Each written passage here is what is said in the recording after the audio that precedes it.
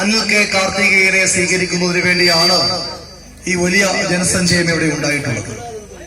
തീർച്ചയായും കഴിഞ്ഞ 3 ദിവസങ്ങളായി ജില്ലാ പഞ്ചായത്ത് ഡിവിഷൻ സ്ഥാനാർത്ഥി എന്നുള്ള നിലയിൽ ഈ സ്വീകരണ യാത്ര ആരംഭിച്ചു.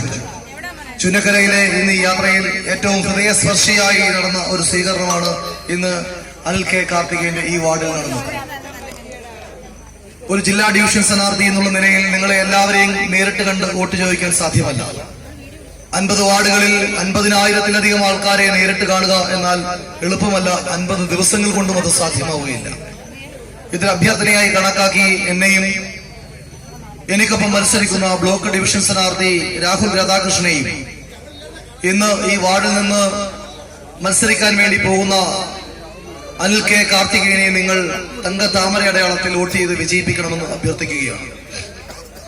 പ്രിയമുള്ളവരെ, നിങ്ങളെ അഭിസംബോധന ചെയ്തുകൊണ്ട് സംസാരിക്കുമ്പോൾ കഴിഞ്ഞ 25 വർഷക്കാലമായി BJP വിജയിക്കുന്ന ഒരു വാർഡിലെ പ്രതിനിധിയായി 2020-2025 21 കോടിയിലധികം രൂപയുടെ നിർമ്മാണ പ്രവർത്തനങ്ങൾ നടപ്പിലാക്കിയതിനു ശേഷമാണ് ഞാൻ നിങ്ങൾക്ക് മുമ്പിൽ നിൽക്കുന്നത്. പ്രിയമുള്ളവരെ, ഇവിടെ ഈ പ്രവർത്തനങ്ങളുമായി മുമ്പിലേക്ക് പോകുമ്പോൾ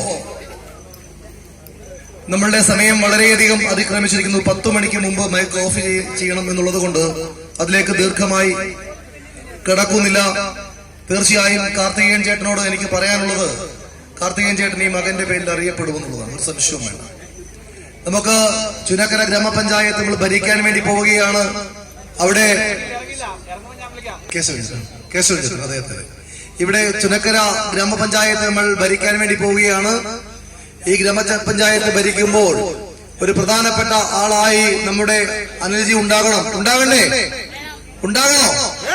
ഇവിടെ നിൽക്കുന്ന ആൾക്കാരൊന്നും മിണ്ടാത്തത്.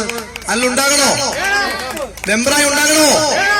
വേണം. അപ്പൊ തീർച്ചയായും അതിനായി ആത്മാർത്ഥമായി നമുക്ക് പരിശ്രമിക്കാം.